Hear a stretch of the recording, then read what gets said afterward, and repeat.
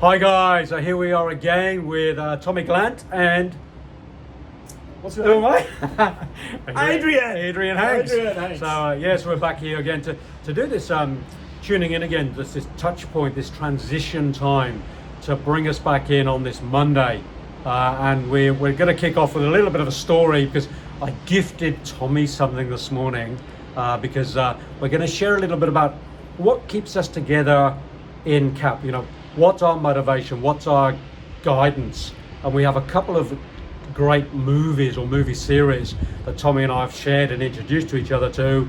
That's part of the guidance for CAP, and I'm gonna shoot you across to Top Gun Tommy to share a little bit about a story of what the t-shirt he's wearing. Was that shoot a bit of a play on words? It was, mate. Yeah, bit of a Freudian slip. Well, yeah, there we go. So I didn't realise there was any male on planet Earth around our age that did not know about Top Gun the movie. I mean, where have you been? Yeah. So I think actually Adrian's an alien, and since he introduced me to the Divergent trilogy series, I guess, okay, fair, scores are 1-1. Anyway, Top Gun, all about peak performance. Yeah, absolutely. Right? Yeah. What did you think of the movie? Loved it. Yeah? I love the simplicity of it. Right. Which sort of ties us into the topic of the week. Simple. You know, it's about Pretty simple plot. Simple plot. Yeah. But I always say there's complexity and simplicity. Yeah. So although the movie is a simple plot, there's a lot of complexity in the movie as well. Yeah. And good simplicity is good complexity, and good complexity is good simplicity. Wow. Well, try saying that 3 times. Yeah, my God. Yeah. So the topic, Tommy, for us for this week is simplicity. Right. Yeah. Yeah, So it is. two perfect blokes to be sharing simplicity. A couple of simple simple blokes. blokes. Yeah. And but what I want to share with Tommy is ask Tommy a few questions around how was your transition from Freedom Friday through the weekend, Social Saturday, Soulful Sunday to today, and what can we expect, for the rest of the week in terms of that beginning of the week with the physiological perspective. Right. So let's just go back a few days, Tommy. Yeah. Share a little bit about how the last couple of days have been for you on your own personal journey. Yeah, look, it's funny. Now that this is becoming also a routine in my head with how we've named the 7 days of the week, I kind of thought, okay, Social Saturday, what am I doing? And I was out and about, and I was being social, and I've sort of been looking at a couple of boats, and as you do, meeting some people as you do, as I'm looking to do something really crazy and sort of like move onto a boat, for at least a year or for however long. But connecting with people there, connecting with my son, having a chat with him. He doesn't live here on the Gold Coast, so I miss the little guy. He's 13, and I was connecting up with him. And then some other people reached out to me that I knew. So it was really good to be conscious of the fact that this we're calling Social Saturday, and to actually make that now a thing for me to keep balance throughout the week, Transitioning into Soulful Sunday was my father's birthday on Sunday. Oh, perfect. 31st of May, Gemini, and a very gentle man, and he and my son and I got this surprise birthday for him where we'd never actually had a conference call, the three of us together. So I got the old iPhone and merged the calls, and my son, who's becoming quite an adept musician, and my father was a musician and wrote music and so on. Sang my father happy birthday. I kind of harmonised. Feel it. You feel it? Yeah. And he loved it. I mean, he's getting on a little. He's 78 now. And I sent him the book, The Power of Now. Eckhart Tolle, right? He said, well, what is this? He read the whole thing within the week. So that was Soulful Sunday's probably highlight for the day. So this is the point, isn't it? Like, we have these days of the week. We have our Monday through to Sunday, and we've named them for a reason, to support you guys, so that you can connect to each of those days too with those names. So a bit of a fun name, Tasty Tuesday, and Thoughtful Thursday, etc., with a bit of humour. But the depth behind that, if you really tune in, like Tommy was saying, if you take that into your Saturday in the front of mind, with this is Social Saturday, it'll change the way, I believe, if we take that on board, the way that we actually treat ourselves and treat others in that space, because we put a container around it, we put a label around it. Right. Some labels are not healthy, but I think in this case, it'd be quite a healthy label. Absolutely. I mean, if you look at the portfolio of life, and I'm sure that many of the leaders and executives, business owners, and so on that we have that are watching this, and the ones in the group, have an investment portfolio. And when you're looking at, for me, it's always been very passionate about how do you get the most out of life? The ROI, if you want to put a KPI term on it.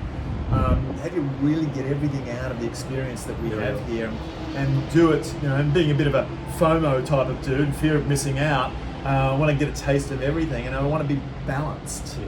And so I think without, patting ourselves on the back too much, or maybe a little bit too much, thanks mate, that, what we named the 7 days of the week, being that whole balance and portfolio to optimize life and to make sure consciously that there's investments being placed in each of those boxes, And it is an investment. It's a time investment, energy investment, and money investment. I call it the TEM.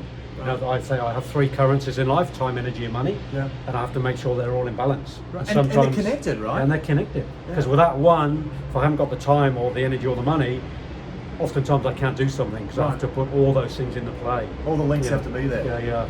So that brings us back. We've had the Freedom Friday, Social Saturday, Soulful Sunday, and here, we're sitting here on Monday, and Move It Monday. Monday. And so maybe talk a little bit about that movement space, about how you do that in your life, Tommy. Sure. How do you bring movement and exercise in that physiological place in your life? And what can you impart some of your wisdom? I know you've been doing this for a long time, you've got some great wisdom. How can you impart some of that to support the people watching and listening in to bring a bit more of that physiologically into their life as well? Right. Look, a great question. It's like, how do you start and then how do you keep going, And simplicity, which is the theme of the week, is exactly what it's about. And starting simple and starting small. Last week we talked about consistency, and so it's a natural flow, the 1%, right? And so I think starting small on the 1%ers, because you want to set yourself up for success here. And the thing is that it's where you start to, you want an unmanaged mind kind of dissipates a lot of energy and spray. And so when you don't feel like it on that Monday morning, there's certain things you can do to manage your mind, because what we're doing is we're managing energy, right? And your body, maybe even some biochemical stuff that's happening inside of you because of certain subconscious thoughts that are going on. I'm thinking, oh God, I can't do that today. It's too cold outside, right? And you know what? Now and then for you to oscillate and move, it's okay, but it's just do something. So my advice would be, if somebody's starting, Fit 45 and going to the gym and all this complexity to put around it, you don't have to. You can keep it simple. And I would say, just in the beginning, just do something. Just do something so that you start to get the neurons firing together. So can you name one thing? Like, what would be your suggestion? What would be the one thing to do? Right. Okay. If you can get outside, great. You don't even have to run. Walk. And the study, walk, my God, there's 2 things that you kind of like use that are underneath your pelvis. So walking, right? And so is that saying 2 legs are better than 4? We can get up on two legs. Yeah, I was wondering humans. Well, other sort of 2 parts are under there, but anyway. So I think just walking in the beginning, and a lot of the research says that walking about 40 minutes a day. So getting the incidental exercise too, where you thought, I want to discharge this commitment to myself for the 40 minutes if it's going to be walking. You can break it up through your day. Just become conscious of where you're walking, and instead of parking too close to where you want to go, or hey, rather than taking the cab, can we walk there? That's become an automatic thing for me now. So 40 minutes of walking, or if you want to knock this off quick because you want to get back some time, the equivalent reward is going to come in just doing 20 minutes of getting your heart rate up, and so you're not so much in the cortisol zone. 180 minus your age is a good place to be.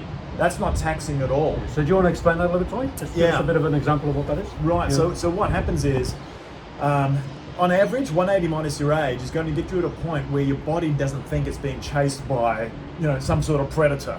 Be a tiger or a dinosaur, Tyrannosaurus Rex, whatever you fancy. Or the taxman. Right, or the taxman, right, or the taxman, or your wife, or your boss, right, or the kids. So, that's going to keep your cortisol level down. And so the study that was done as a rough formula, 180 minus your age, kept you below that cortisol, because as executives and leaders, I know this is happening often. What's happening is the cortisol is dripping. It's like the tap is dripping on cortisol, and that's creating some inflammation that then becomes chronic. Once you get to about 8 or so months of that, they would then call that chronic inflammation. You can measure this stuff. I won't go into it now, but you want to keep out of the cortisol zone, right? Triathletes that don't train properly are in there too often. And I was fit, right? But I wasn't healthy. And I found out because my pedal was to the metal with the engine, like most of us execs, being an ex-exec, thought I was, getting fitter means I'm getting healthier. No, you're going to blow an engine. The tacho is going to go in the red line. So that competitive edge could be too much, eh? Too much. Here's the other tricky one, Adrian. All of a sudden you get the exec that goes, right, I'm going to get everything in moderation and balance. Right, now, it's everything in moderation. Everything in moderation. I'll do that, and that these days, and make sure I'm doing... Well, same shit is going on. Tick all the boxes. Tick all the boxes. Oh my God, right? No. Doing this, everything in moderation, including moderation. Moderate the moderation. Moderate the moderation. One of the things that a real art is to learn finding space in your day. And that isn't space to, while you're still wound up, it's space to slow down your mind, because we're so addicted to thought. So MTM, moderate the moderation. Could be moderate the moderation. Right?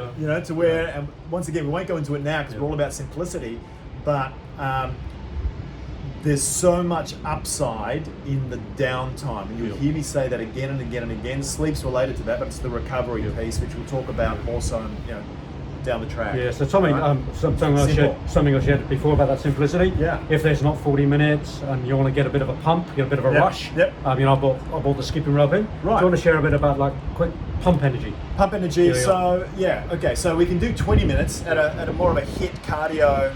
So if you do 20 minutes of a HIIT, that's okay. Even though that'll kick off perhaps a little bit of cortisol, the amount is short, but the benefits, right, versus the cost of a little bit of cortisol is significant, because it's going to kick off certain things in your genome and express certain genes that are going to help building capability, right, throughout the week, more so than doing a long run. So it's more beneficial, it's healthier for you. So especially if you're a heavy traveler as well, I mean, perfect. This can be part of your gym, right? Skipping rope for a quick Tabata session. That's actually 8 minutes, not even 20. Right, I did a Tabata this morning. Trying to do 8 on the skipping rope? Right. Good luck. Right? It's hard work. Right? Right, so, and the Tabata, you're doing 8 lots of 20 seconds on, going hard, and 10 seconds break, 20 seconds on. You can download apps for nothing. I've got one, on the beach this morning. So my Move It Monday, I'm doing a Tabata down there on the beach. I'm probably doing a bit more. So it sounds like a dance, Tommy. The Tabata. Tabata. Right. So, and I'm getting, the barefoot happening. And so, once again, because I know execs love this, they want to get the most out of the time. Exactly. I've got the barefoot thing happening where I'm earthing, right? And getting negative electrons coming up, right? To help free radicals and so on. You're getting vitamin D out in the sun. I'm getting fresh air coming off the sea. Get negative ions coming in off the water. Off the water as well, right? Get as many of those as you can. I'm basically doing an 8 minute, that's 4 minutes, 4 minutes and 10 seconds or something of Tabata.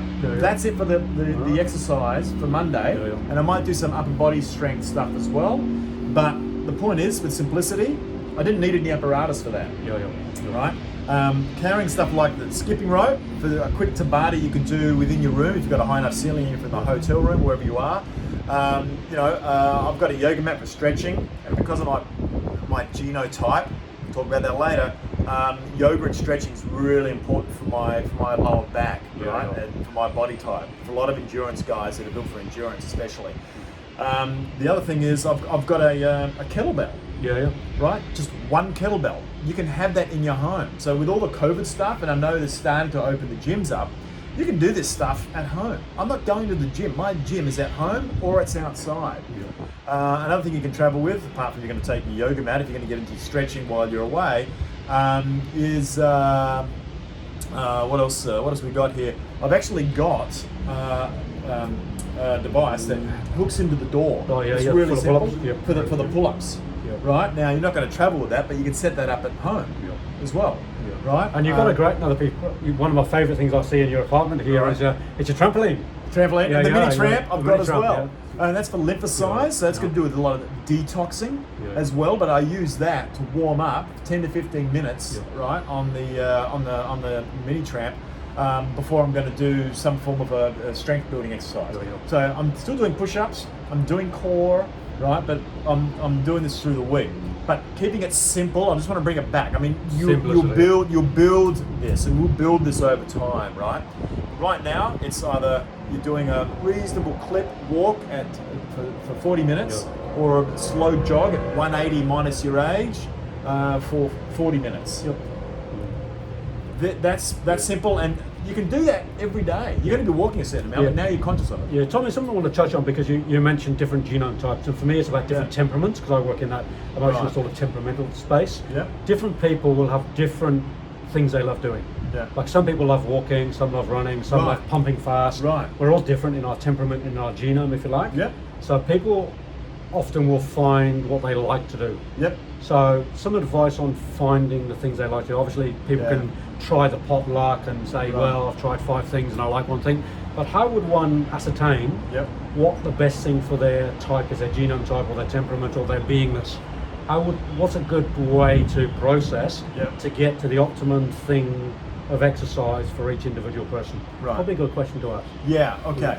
I mean, well, we could spend a whole heap of time on this. But and I know we can measure. And we might even talk about some of your new toys that I believe you're wearing. Okay, look at this. Apart from, I'm loving this shirt. Great. Go for it. But here we've got, here's a new toy right here. Look at this. Right, it's called the Leaf, L-I-E-F, and got that shipped from the US. It's the best heart rate variability device. We'll talk a bit about heart rate variability, or maybe later on in this session, but this is like the best one I think you can get your hands on right now. And so in effect, it's a measurement tool. It's a measurement tool. Sorry, to answer your question. It's a measurement tool for my favorite KPI, and as I say many times, biomarkers, and if it's come to the surface with COVID, biomarkers are the new KPIs. Totally. You wait till we start seeing that in a lot of the balanced scorecards that have been set up for those that read the book. I think was it Jeff Kaplan or whatever? No, Kaplan. Was it Kaplan? But there's a book called Balanced Scorecard about all these KPIs in an organisation and how to get them all aligned to the overall strategy. I think we're going to start seeing biomarkers coming in there, and a key one is heart rate variability. Why? Because it's correlated as a precursor biomarker to 9 out of 10 of the things that are killing us most of all. Those 9 are chronic disease related. Right? Caused by stress. Caused by stress, 50% diet, of the time. Terrible diet. So it's certainly stress on the body. Lack of exercise. You know, stress on the body from the mind. 50% of it's coming from here. 50% of the heart attacks in the world. Circuits. Right? There's a thing called the HPA axis, the hypothalamus pituitary axis, and adrenal axis, and that's half the time what's causing cholesterol. For those that are genetically, so getting back to the genome, predisposed to maybe too much, with cholesterol issues. Or environmentally exposed. Environmental, so then we're talking about epigenetics, right, which is at the core. So, there's the monitoring stuff, right, and things like HRV, heart rate variability. Just quickly to explain what that is to people. So HRV. So when you look at an average, it's not a big. It's not a Hummer. It's not a vehicle. It's not a Hummer. I knew you were going there. CRV, HRVs, right? Something a vehicle. I'm pretty sure we'll think of something. But HRV is to do with, it's called heart rate variability. And on average, we may have, if you read the research, it's like 60 to up to 100, which blew me away the first time I learned this. Normal heart rate, resting heart rate, can be 60 to 100 for a human, right? Now, what you have is those beats don't happen like a metronome. Although they tend to for a lot of execs, business owners, and highly stressed people. Exactly, right? To the T. Tick, tick, tick, tick, tick, right? For a healthier human being, because you have what they call the autonomic nervous system, right? So it's what runs the body automatically. And on either sides of the autonomic nervous system, you have the sympathetic and parasympathetic.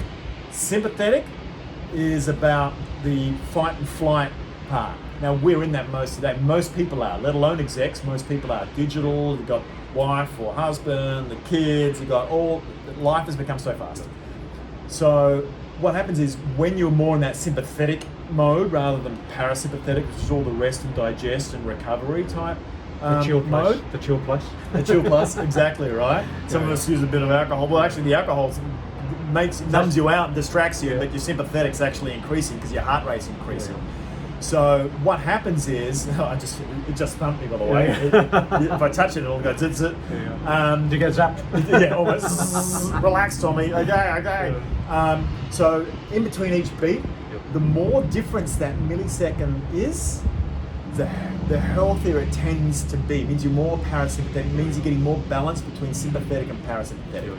Everybody has a different zone of what that is, but you want to be in the middle of your zone. You learn what that is once you've established a baseline. So sorry, there's a lot of answer. No, it's part of the answer. I'm going to get you to finish the other part of the question as well. Is for those of us who are not wearing our apparatus and our leaf, measurement things, how can we do some self-evaluation? Or a ring. I mean, your ring is more for night. Not this is Tommy, the tech guy. This is like tech, full tech.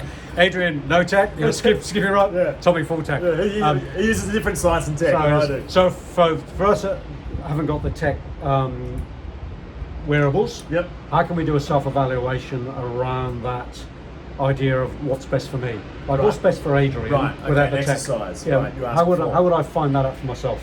If I didn't phone in Tommy for a consultation, say, Tommy, I want you to measure me up, sort of find out what my genome is, find out what my temperament is, and do the measurements. Which I highly advise, and I'm doing it with Tommy right now. But without that, how can I just take today a self-evaluation on do I go for a run, a walk, a skip, a jog, a swim? What's the best way around that today? Look, today, and once again, keeping it simple. Keep it simple. Simplicity, mate. You know what? I'm just going to simply say, do you like that? Do something. Do something, and the thing is to be conscious that you're going to do something, because what we want to do is start to learn a habit that you are consciously making, mindfully making a part of your day to be for that exercise. And if it's going to be at a speed of 20, low speed, whatever it is, whether it's swimming, whether it's whatever feels good. So what you love doing, basically. Do something you love, because then you're going to do something you love. Do something you love, right? And then you're going to do it. Just want to see the habit, and then you're going to do it, right? And I think that's going to be, now, there is a scientific way that we can actually work out something that you love. And here's the funny thing.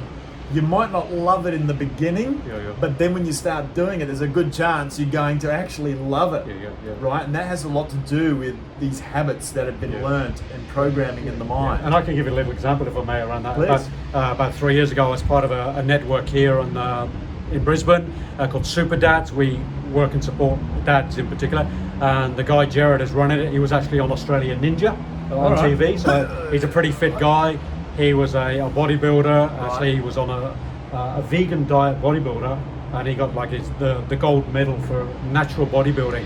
So he was my little coach for a while. I'm not a vegan, by the way. No. A lot of people thought I was, and I was for a couple of years. And I'm the best looking vegan you can ever come across. Look at it. He's going super vegan. He's going the vegan route. So no judgment around diet. But anyway, going back to Jared, we were working together, and I was a bit like Tommy. I was feeling fit, but I wasn't that healthy in terms of my body. So I got challenged to go into a gym. And in my head it was, I don't like gyms. And luckily enough, when I was living in Sydney at the time, there was an outdoor gym. And I thought, I can do outdoor gym. I don't want to be stuck in. So I started going to the outdoor gym, and I got a little bit of a circuit going. So I was in there every second day, doing my 20 minutes. And after a while, I began to really enjoy it. And it was like, Adrian's enjoying the gym, and then I started going a bit more indoor gym. Yeah. And now, thankfully in 10 days time the gym's open again in Queensland, so I can go back to my gym. Right.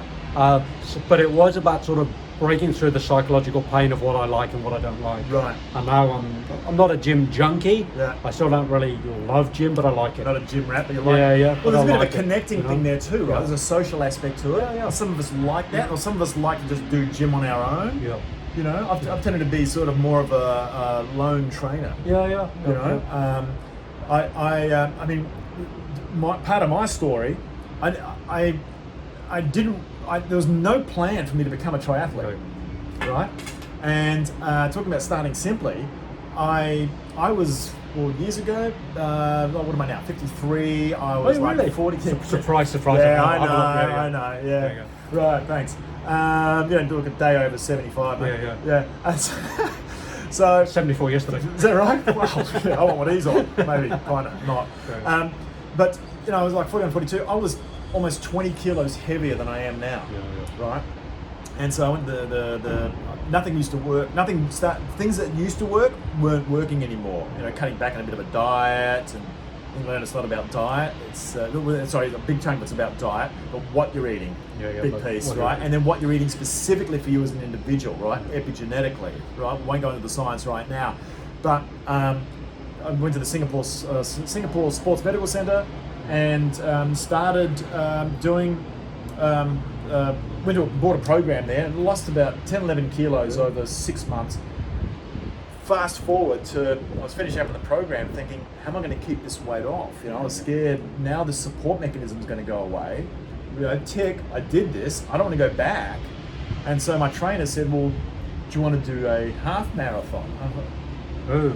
what? Are you speaking to the wrong person? I think maybe you got me confused with somebody. I said, I hate running 3 kilometers. Why would I want to do a half marathon? Right? That just looks like total pain to me. She said, look, just think about it. We'll build you up slowly. I said, Well, like 3 days. 3 days, yeah. We'll book you in for one that's happening next week. Exec slowly, 3 Right. days. Yeah, exactly, right? Yeah, training day and night. Yeah, right. Yeah. 6 months to the Stand Chart marathon happens at the end of the year. I was living in Singapore back then. And I thought about it for a week, came back, and I said to her, you know what, screw it, let's do it. I want to give it a crack.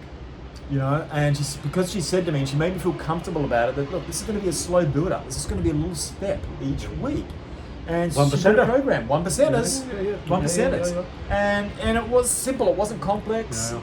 And I learned about these things called pace runs and base runs and all this sort of stuff, right? And she said, look, you're just running this distance and these speeds on these particular days. That's it, just do this each week, and it builds up a little longer each week. And I look at the end of it, and I'm seeing that 23 kilometers is the last run. I'm going, really? And overwhelming looking at that now. Look, just focus on this week. Tony, can you run 3Ks for stats? Well, yeah. Started building, right? Now I'm going to compress the whole story. Within 2 years, all of a sudden I find I'm doing, Olympic length triathlon, and in 48, 49, I did a half marathon. I was in the tropics with my training. I look back and I go, how the hell did that happen? I started small, I started simple, and it wasn't I want to go and be a triathlete, I want to go and do that stuff. And there are some crazy dudes out there that think they're healthy, that they're bringing that same hustle and grind at work to it, where these guys are a bit like in the pen and whatever, and they're like, oh mate, get out of my way, and it's like, it's aggro. I was never like that with it, right? Yeah. I wanted to go there, enjoy it, and participate. And So a lot of it is not about the destination, it's about the journey. exactly what it is. And you had a journey, and you found your destination through the journey. Well, the destination was too overwhelming. Yeah, of course. Right? It was too overwhelming. So it was like, dude, just stay here and enjoy this part today and being part of it and participating. Yeah. And that mindset change, to bring it to the present, to today, to just this little, can you manage to commit to just doing this a little bit today? Yeah. It's like, oh, that's easy. So we're just bringing it back to, the KISS principle, just bringing it back to simplicity. Simple. Over and over and over. Over and over, like consistency last week. Yeah, so that's the message, for this week. We've got to bring this to a completion for today. Yep. We've got today, but we're going to go through the week and we're going to be sharing content with you about simplicity every day of the week, right up until Freedom Friday for that transition and touch point again into the weekend. So what we'd love for you to do. One final point. One final point, yeah, one final point. So what we're going to ask you to do, and Tom is going to share a final point, is just to ask you to make some comments. How you go with your simplicity, how you go with your exercise. Let's get some content happening, guys. Yep. Let's get some Great sharing question. happening here. But keep it simple, simple Absolutely. comments, Yep. simple, if you have some aha moments, type them in there for us. Yep. And let's get the cap in that simple space of going in simple communication to begin with. So I'm just going to hand back over to Tommy for that final point. Yep. And then we're going to bring this to a closure, and we're going to keep going with you right through the week. So Tommy, just to complete. Yeah, look, look, great point. We're here to give some advice, and if you've got any questions, and please do send them our way. But this is how simple it was back in the day. You might have heard of the blue zones, and it's the longevity centers of the world, right? You've got Ikaria in Greece, you've got Okinawa in Japan, you've got Costa Rica, and you've got Loma Linda in California. Interestingly, where the 7-day Adventists are. So the Gold Coast is not on it? Right? Didn't make it. Not yet. We're working on it. We're going to be the first ones here. Yeah. Right? The trailblazers. Exactly. Coast, yeah. Exactly. But they had a simple life. And the thing is, there was so much incidental exercise built into their lives where they were walking so much every day. They were lifting stuff, and it was different times. It just happened by incident because of their lifestyle. We went and screwed it up where we're sitting down to what's becoming the new smoking now. How many hours a day? In really, they have been like white collar factories they are now, right? Now, we've really got to become conscious of the fact that we're not doing ourselves any favors. And as far as doing exercise, moving regularly, but simply just stand up and walk around, and go and connect with your people, right? And instead of sending that email. So any excuse or opportunity to just get up and move is going to become automatic for you. You're going to actually start to enjoy it. But they didn't have all the sexy gym equipment and everything years ago. They had a different lifestyle, and we've lost that. We've got to somehow start to re-engineer that back into our new lives. And some of it's been forced upon us with the current new norm, right? That's developing. So rather than driving to your place, someone else should be running the 5Ks and coming to visit you, maybe. Well, I went to the ferry market, 3.5 Ks. I checked the distance. I thought, I'm going to take a car, or am I going to 7 Ks? I can do that in about 30 minutes to do. Sorry, the 3.5 K. Yeah, it's a fast walk. It's about 30 minutes. Hell yeah, I'll walk there. It was a beautiful day. Could arrange to just get an Uber home. Well, I could have, and I was thinking that because if I went shopping there for some veggies, I thought, I'm not going to carry all these home. Well, then I'll just get the Uber. The thing is, get thinking about those simple things that you can just include naturally to get the 40-minute walking equivalent, or if you crunch for time, 20 minutes, skipping rope could be, or in the gym that's in the hotel, or what. Just do it incrementally, one step at a time. One step at a time. One step at a time, Right? so fantastic. There's many apps, there's many great apps as well. 7 is one called 7, which is 7-minute exercise. There's magical stuff about the 7 minutes of doing exercise. There's an app called 7 minutes. Go and check it out. Plenty, so there's plenty of great information from our Top Gun Tommy. And here we go. And we'll be back with more through the week, gentlemen. And remember, engage, because this is for you, with you. Close Here we go. Top Gun Tommy's off. So if you haven't seen the movie, like I hadn't, or you didn't, you have now. maybe there's another Adrian out there who's never seen the movie, and maybe you can type in Adrian, I'm with you up until this I point. reckon we should get a Top Gun tat right here on the forehead. All right, on that note, gentlemen, we're gonna catch up with you very, very soon. Move it. Move it. Okay, guys, see you in the next one.